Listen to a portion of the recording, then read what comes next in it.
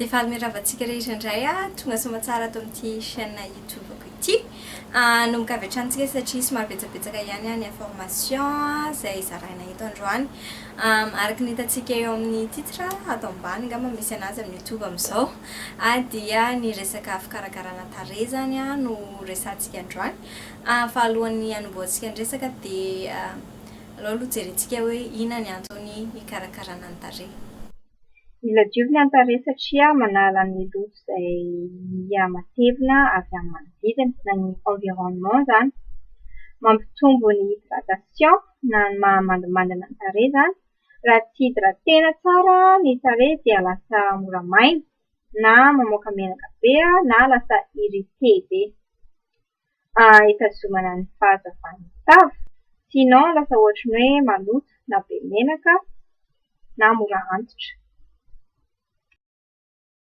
Rehefa mazava amintsika ary ny antony hoe inona no hikarakarana ny tarehy, inona ny antony hanadiovana ny tarehy, dia hiroso avy hatranintsika amin'ny fombafomba fikarakarana ny tarehy sy ny produit afaka ampiasaina. Eto izany dia asehoko anareo hoe ohatry ny ahoana fanadiovako ny tarehako dia misy 3 étapes ilay izy, 3 étapes. Dia ny étape voalohany dia ny fanasana ny tarehy mazava ho azy. Dia ilaina zany maka rano matimaty aloha dia safoina amin'izay ny tarehy dia izay vao sasaina amin'ilay produit izay ampiasainao zany.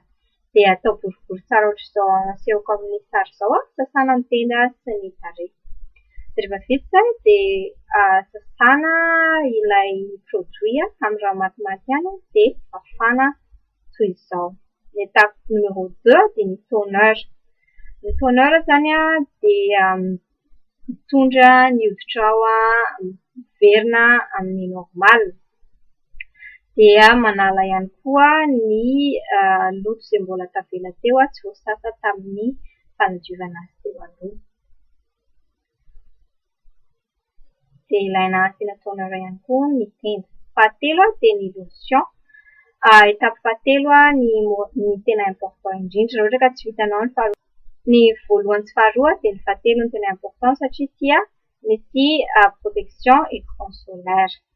Izany hoe miaro aminao amin'ny masoandro izy io.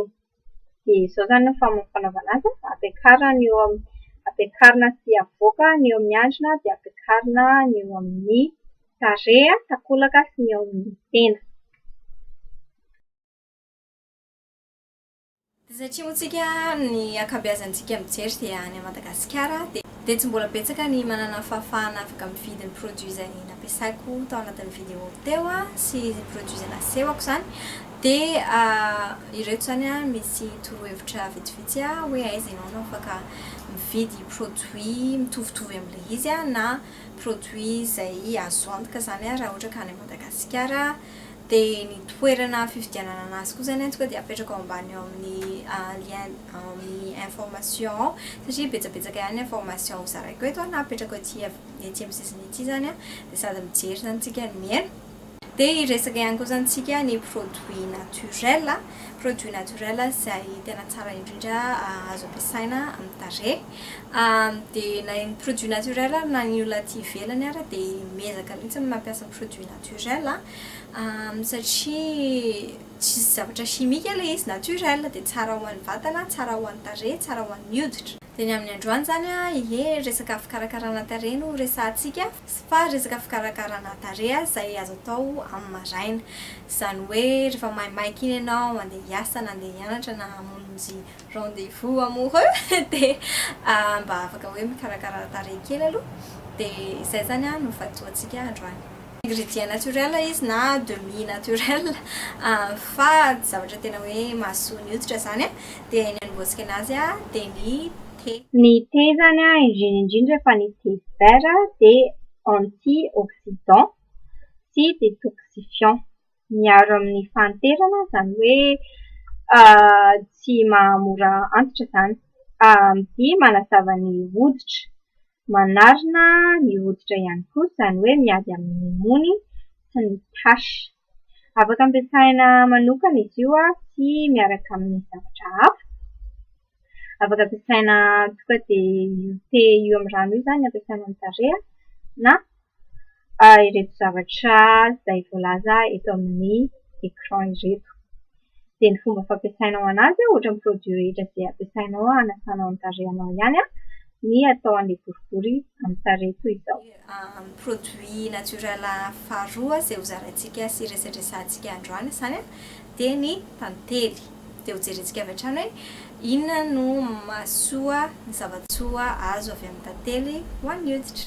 Ny tantely indray dia miaro amin'ny mony na manasitrana ny mony dia efa misy, mampahaingana ny fanterana, manala ny fivotonana ihany koa na ny anti-inflammatoire, manampy ny hoditra hitazona ny hydratation, izany hoe ny lotion izay efa nampiasaina tamin'ny hoditra ao izany dia ny tantely no manampy mitazona azy, manala ny menamena amin'ny tarehy raha ohatra ka mora menamena ny tarehinao, manamafy na mampatanjaka ny hoditra. Dia ohatran'ny thé ihany toy ny produit rehetra ihany ny fampiasana ny tantely amin'ny tarehy, afaka ampiasaina manokana miaraka amin'ny ranomasimasy fotsiny izy na miaraka amin'ny zavatra izay voalaza tamin'ny écran teo. Dia ny peau sèche izany no tantely miaraka amin'ny ronono sy ny peau matavy na gras izany no miaraka amin'ny tantely miaraka amin'ny citron. Izay aloha izany amin'ny androany dia isaorako be dia be ianao mijery. Dia amin'ny herinandro koa izany dia mbola resaka fikarakarana tarehy ihany isika fa resaka fikarakarana tarehy amin'ny andro alina indray na ataontsika sy ny weekend, izany hoe resaka masaka sy ohatr'izany. Dia ino koa fa nahafapo-anao ity vidéo ity betsaka anao nijery aza tianao ny manome j'aime raha tianao ny vidéo dia amin'ny manaraka indray izany. Veloma tompoko.